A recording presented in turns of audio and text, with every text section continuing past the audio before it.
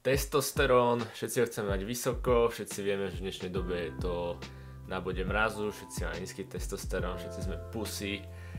Takže v tomto videu ti poviem kroky, ktoré ti nikto nepovie, takže tým pádom, pokiaľ nemáš fixnutý spánok a tieto klasické veci, ako je dieta a podobne, tak ani nepozeraj toto video, ale pravdepodobne si to počul už miliónkrát a chcem sa baviť v tomto videu o viacej špecifických veciach, ktoré ti len pridajú, ktoré ti len boostnú ten testosterón ešte viac ako by mohli. Takže pravdepodobne trošku si obmedzil sladkosti, dostávaš dobrý spánok, dúfajme, piješ veľa vody a podobne. Začal si cvičiť a dostávaš dostatok slnečného svetla a podobne. A tieto všetky veci sú bomba, sú super a určite to bude mať najväčší benefit, aký môže mať.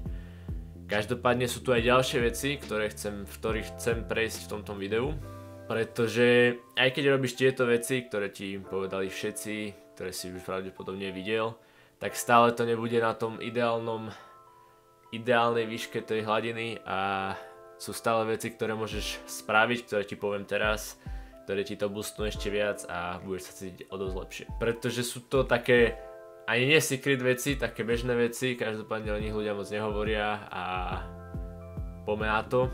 Prvý krok je actually zlé psychické zdravie, čiže tým pádom, že máš zlé psychické zdravie, máš možno nejaké úzkosti alebo podobne, tým pádom máš vysoko kortizol a tým pádom, že máš vysoko kortizol, si vystresovaný, aj keď sa tak možno necítiš, ale je to dosť pravdepodobne, tým pádom sa ti znižuje testosterón, hej, keďže to krásne sedí a tým pádom, že máš zlé psychické zdravie, tým pádom máš tendenciu robiť tie horšie veci, ako je pár ďalších krokov, ako je alkohol, máš horší spánok, si viac vystresovaný a budeš viac náchylnejšie robiť tie zlé veci, ktoré ti ďalej znižia testosterón, takže psychické zdravie je super a je o dosť viacej dôležité, možno najdôležitejšie, než si ľudia myslia, hej, keď sa povie psychické zdravie, pravdepodobne si to skipol ďalej a nezaujíma to moc ľudí, každopádne je to dosť podstatné, pretože naša myseľ ovláda všetko navokol a bez nej, keď je ona narušená, tak nič ostatné nemôže fungovať správne.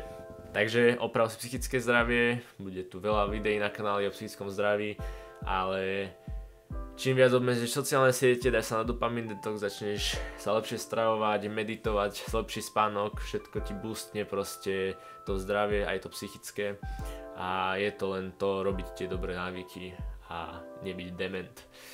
Druhá vec, zaujímavá vec, na ktorú som prišiel, je mať mobil vo vrecku, hej, kto by to bol povedal, všetci nosíme pravdepodobne mobil vo vrecku, ale je to actually hodne zlé, jednak na potenciu, na tvoje spermiky, zabíja ich to, hej, to vyžarovanie a podobne.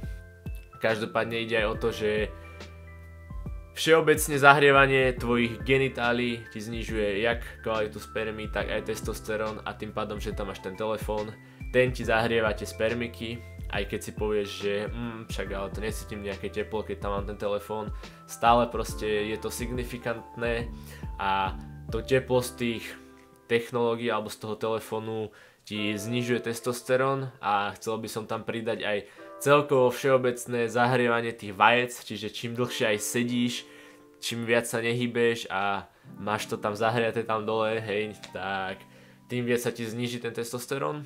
Takže úplne jednoduché, ako si na šupu zvýšiť potenciu a aj testosterón, proste nenos mobilovačku, najlepšie ho nos v ruksaku alebo v nejakej naprsnej kapse alebo ho drž v ruke, ale neprikladaj si ho k tým vajcam a nemaj ho tam hlavne, pretože zahrieva to tie genitálie a znižuje to testosterón a hlavne tú potenciu, takže chceme byť aj potentní, hej, eventuálne chceme mať aj deti podľa mňa, niektorí z nás.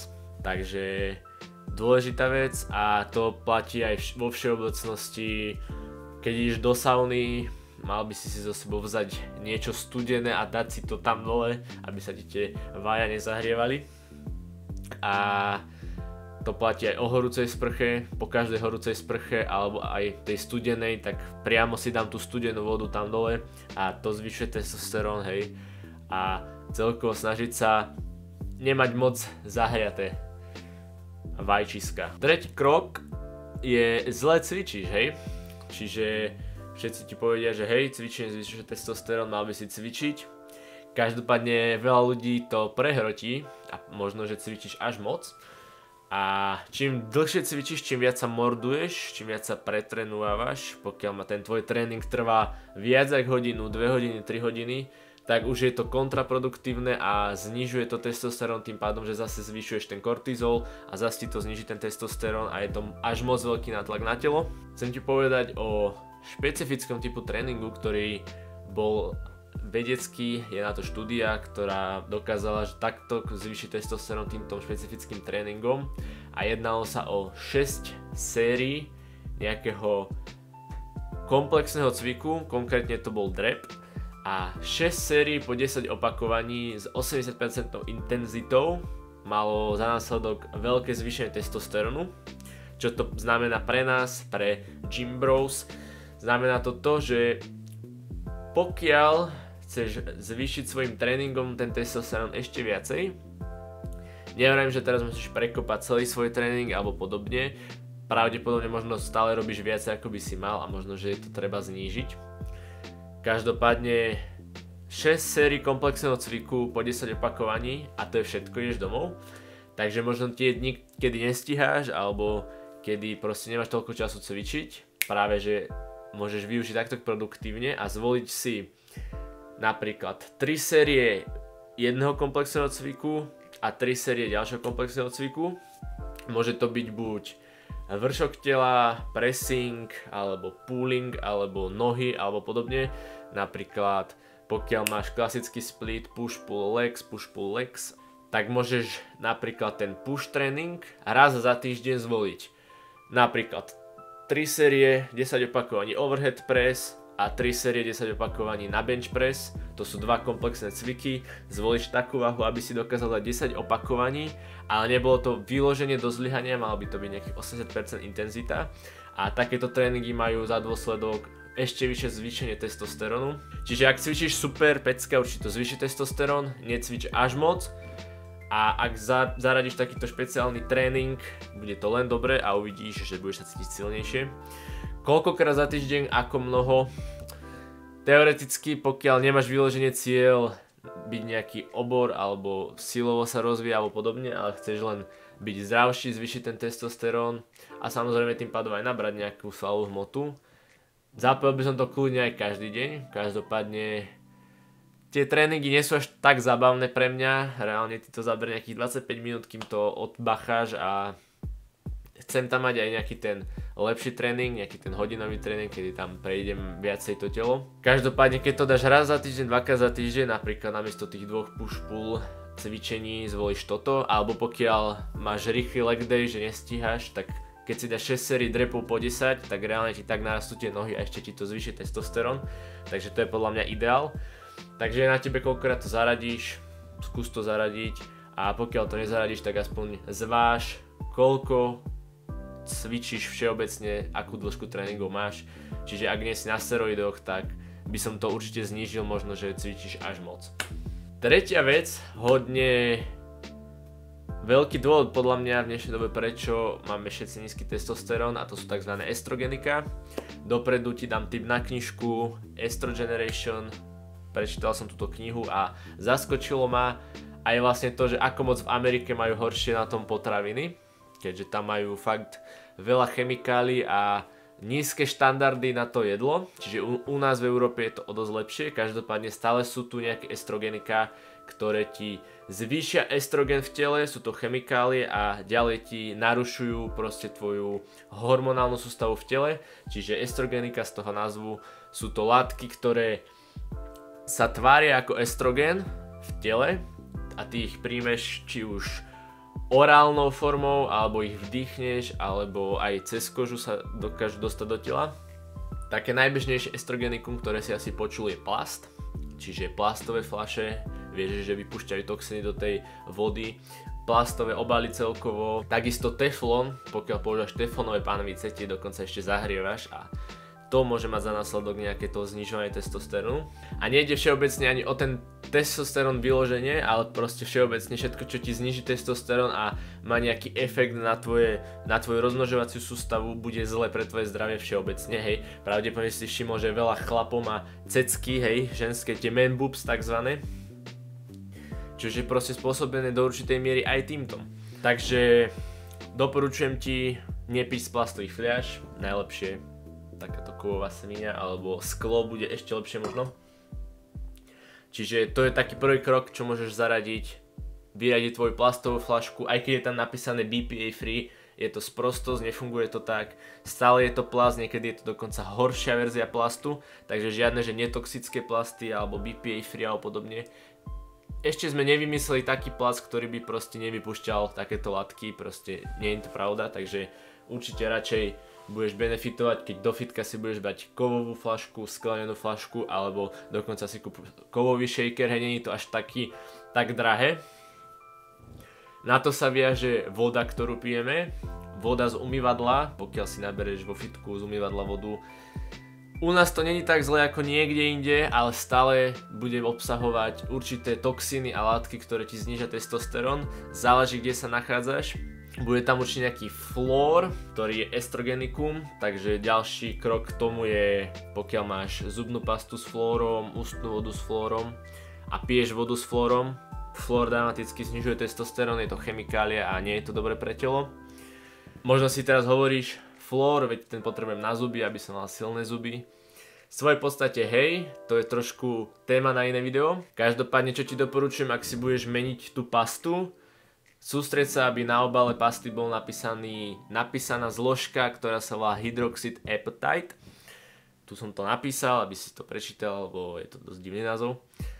A vlastne je to stavebná látka kosti, ak viem dobre, a remineralizuje ti to zuby. Takže to by som zvážil. A celkovo flór všeobecne. No a čo sa dá teda robiť skrz tú vodu?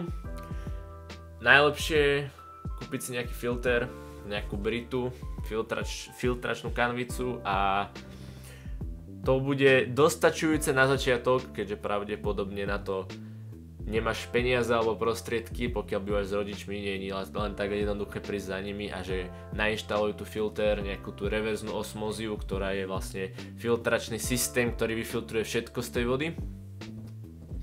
Takže myslím si, že taká brita, klasická filtračná kanvica, alebo nemusí to byť brita, to tu robím zadarmo reklamu, ale hociaká filtračná kanvica by mala pokryť aspoň tie základné zlé látky. A uvidíš, keď budeš piť z neplastovej fľašky prefiltrovanú vodu, hneď sa budeš cítiť lepšie. A reálne oproti tým kofolám zero a podobne, čo piješ, alebo nejakým džusom, alebo neviem čomu, tak ťa ten jeden filter vyjde fakt tak 5 € na mesiac, čož keď si to rozrátaš na tú vodu, tak to nie je až tak zlé. Čiže toto ti doporučujem stále. Pokiaľ piješ tú vodu, bude to lepšie, než keď budeš piť nejaké cukrové srajdy alebo podobne, ale je to len bonus, že to môžeš prefiltrovať a naozaj tá čistá voda nie je tak čistá, jak sa môže zdať. Medzi ďalšie estrogenika môže patriť práve soja alebo ľanové semienka, sezamové semienka a preto si prečítaj knihu, pretože je toho dosť viacej, ale také tie hlavné bude tá soja, je to proste estrogenikum a proste nechceš byť sojboj, nechceš žrať tú soju. Určite sú aj lepšie alternatívy, ale práve soja je vysoko. Ja som dlhú dobu jedol sojový proteín, pretože som bol na budžete študent, hej, chcel som veľa bielkovín a sojový proteín stojí nejakých 10 €, je to proste strašne lacný, hnusný proteín, ktorý tá koncentrácia tých estrogeník je ešte väčšia, tým pádom, že to je koncentrovaná zložka tej soji. Čiže radšej si kúp niečo kvalitnejšie a vyrať tú soju, pokiaľ nie si vegetarián alebo podobne, tak soju tam nechceš. A celkovo sa to vzťahuje k tým semienkam, hlavne tie ľanové semienka boli preukázateľne najvyššie. A taký rýchly ďalší estrogen, ktorý ti tu dám, je oblečenie, ktoré nosíš, pretože polyester a podobné nylonové oblečenia, väčšinou sú to tie gym oblečenia, čiže proste sranda, že fitness, chceme byť zdraví a fitness oblečenie väčšinou býva z polyesteru. A tým pádom, že to je polyester, opäť je to plast, tak ty vlastne si zabalený v plaste a to ti vydáva tie estrogenika do toho tela, hlavne keď v tom cvičíš, zahrievaš sa, potíš sa do toho a je to celé také proste nylon, robí ťa z toho koža a je to proste estrogenikum. Najhoršie estrogenikum je, keď máš slipy plastové, proste tam priamo na vajcach to máš a to je fakt peklo. Bola štúdia na to robená, psom dávali plastový prúžok takto cez vajca alebo potom bavlnený a značne sa znížila jak potencia, tak testosterón toho psa. Čiže to je určite prvá vec, všetky plastové slipy by som vyhodil. A druhá, ak máš nejaké estrogenické oblečenie, ako to ja nazývam, čiže všetko, čo nie je prírodné, čiže nejaká bavlna, vlna a podobne, to sú všetko v pohode, tak tieto veci budú mať určite za následok nejaké to estrogenikum. Takže najlepšie vyrať to. Nemá to podľa mňa nejaký extra benefit nosiť takéto oblečenie. Piatý krok, je to piatý krok, dúfam, je proste nebuď pusy a správaj sa jak chlap.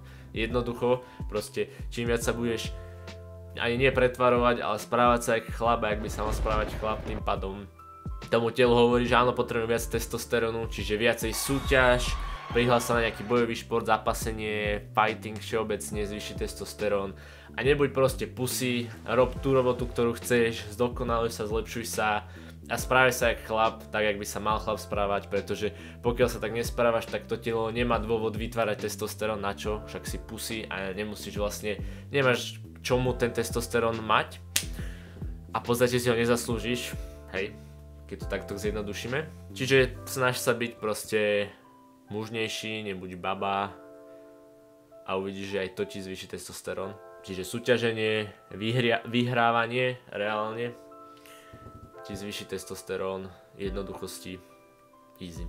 A bola aj štúdia robená, keď človek, teda chlap, takto dal ruky a začal zjapať, že je chlap a proste dával zo seba tú energiu, dýchal zhlboka, hej, nebol takto zhrbený, nebol, že...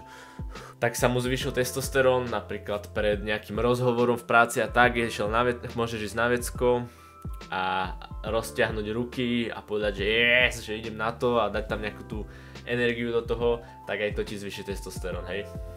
A to sa vzťahuje aj k ženám, či viac flirtuješ so ženami a podobne, tak to ti tiež zvýši testosterón, samozrejme. Čiže tu je týchto pár vecí, myslím si, že pokiaľ dodržiavaš ten spánok, dietu a zaradíš, alebo teda konkrétne vyradíš, opravíš týchto 5 vecí, čo som ti povedal, tak budeš kurva Herkules a určite ti to pomôže. Sú to proste veci, o ktorých fakt veľa ľudí nehovorí.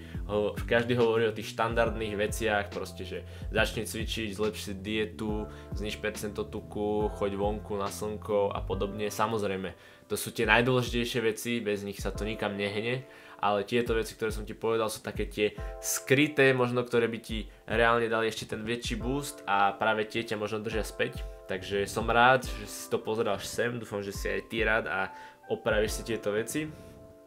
Pokiaľ ťa zaujíma niečo ďalšie, napíš do komentárov, budem rád, keď dáš odber. A v budúcnosti kopec ďalších vecí na kanáli, tiež sa daj odber, aby si to nezmeškal, zapni zvon. A díky moc, see ya. A samozrejme posielam pusy.